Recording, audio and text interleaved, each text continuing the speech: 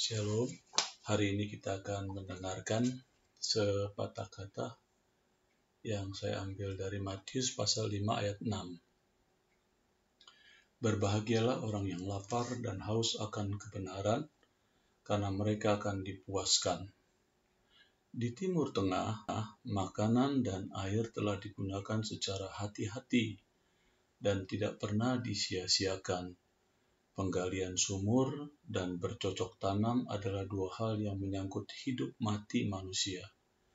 Jadi, di dalam rahasia kebahagiaan berikut ini, Yesus merasa lapar dan dahaga secara bersama-sama untuk menunjukkan kepada kita bahwa kebenaran adalah sesuatu yang dibutuhkan seumur hidup, sebagaimana halnya dengan air dan makanan.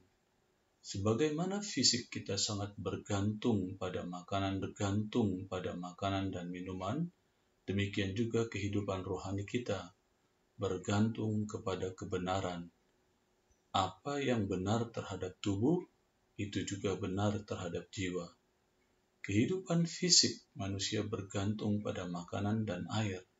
Tanpa itu orang akan mati secara fisik.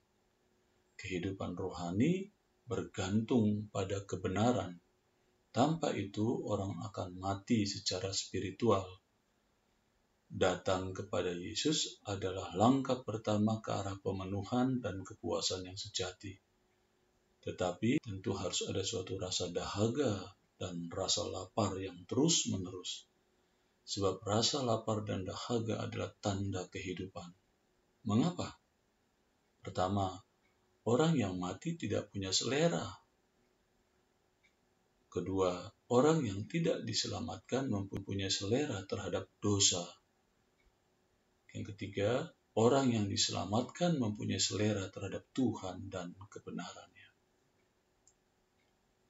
Bagian pertama dalam penguraian orang yang lapar dan haus akan kebenaran, yaitu 3 aspek Alkitab. Di dalam Alkitab, kata kebenaran atau bahasa Ibraninya tzedek mengandung beberapa jenis pengertian. Perikop di atas dengan jelas menggambarkan kepada kita paling tidak ada 3 aspek di dalam kebenaran. Yang pertama kebenaran rohani, yaitu perintah, arahan, tugas, dan tuntunan Tuhan bagi hidup kita yang kita terima melalui pewahyuan atau pengalaman rohani. Ia tidak makan daging bersembelih gunung dan tidak melihat kepada berhala-berhala kaum Israel. Hal ini tentu mengacu kepada perintah pertama dan kedua di dalam hukum Taurat yang mengatur hubungan antara manusia dengan Tuhan. Jangan ada padamu Allah lain di hadapanku. Tetapi hal ini tentu tidak hanya berhenti di sini saja, melainkan juga kepada semua tuntunan yang diberikan Tuhan secara pribadi kepada kita. Yang kedua, kebenaran moral. Ini adalah kebenaran yang dipraktikkan oleh orang Kristen dalam hidupnya untuk menyenangkan Tuhan. Kita tidak melakukan hal-hal yang immoral, ilegal, dan yang tidak etis. Di dalam Yehezkiel 18 ayat 6b, demikian ayatnya, tidak mencemari sesamanya dan tidak menghampiri istrinya waktu bercemar kain. Kebenaran moral pada zaman itu aspek. Kebenaran moralitas seksual memang merupakan bagian yang besar, tetapi tentu saja tidak berhenti sampai di situ. Ada pula integritas finansial dan integritas dalam perkataan. Yang ketiga, kebenaran sosial.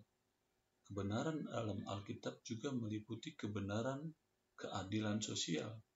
Di dalamnya termasuk membebaskan orang yang tertindas, menegakkan keadilan, melayani orang yang lemah dan membantu kaum fakir, tidak menindas orang lain. Ia mengembalikan gadai orang, tidak merampas apa-apa, memberi makan orang lapar, memberi pakaian kepada orang telanjang, tidak memungut bunga uang atau mengambil riba, menjauhkan diri dari kecurangan, melakukan hukum yang benar di antara manusia dengan manusia. Bagian kedua, contoh rasa lapar dan haus dalam Alkitab. Yang pertama, kebenaran rohaninya.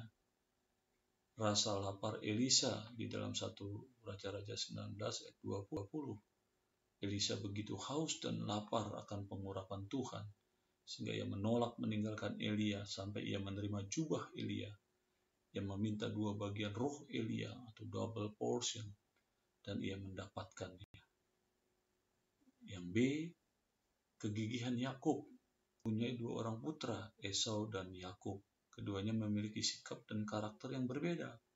Kalau Esau, pelin-pelan, dia seorang pemburu, sederhana, nerimo, pasif, kelaparan fisik waktu dia meminta kacang merah. Yakub periang, petani, perekayasa, memaksa, tekun, kelaparan rohani. Yakub adalah pribadi yang jauh dari sempurna, tetapi lapar akan hal-hal rohani, kerinduannya yang besar akan berkat Tuhan itulah yang menjadi kelebihannya. Martin Luther ditanya apa yang baik dari iblis.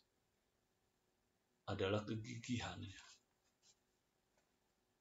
Yang ketiga, C, gairah Kaleb.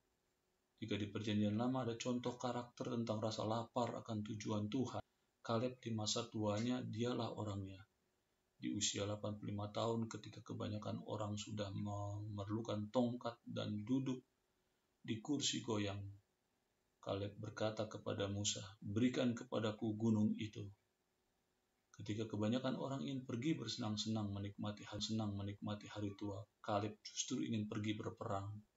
Dia begitu lapar akan hal-hal yang dari Tuhan, dan apa yang menjadi kehendak Tuhan, dia begitu bergairah akan tujuan Tuhan dalam hidupnya.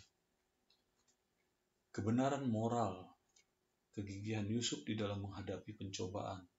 Ketika Yusuf dijual oleh saudara-saudaranya ke Mesir, dia diambil oleh Potifar menjadi penanggung jawab rumah Potifar, termasuk semua yang ada di dalam rumah Potifar. Ternyata istri dari Potifar itu menyukai Yusuf dan mengajaknya untuk melakukan hal-hal yang tidak senonoh. Maka Yusuf lari dari pencobaan yang dihadapi itu. Itu adalah bagian dari kegigihan Yusuf di dalam menghadapi pencobaan moral. Yang ketiga, kebenaran. Contoh adalah kerelaan Zakius di dalam menunjukkan buah-buah pertobatannya di dalam Lukas 19 ayat 1 sampai dengan 9.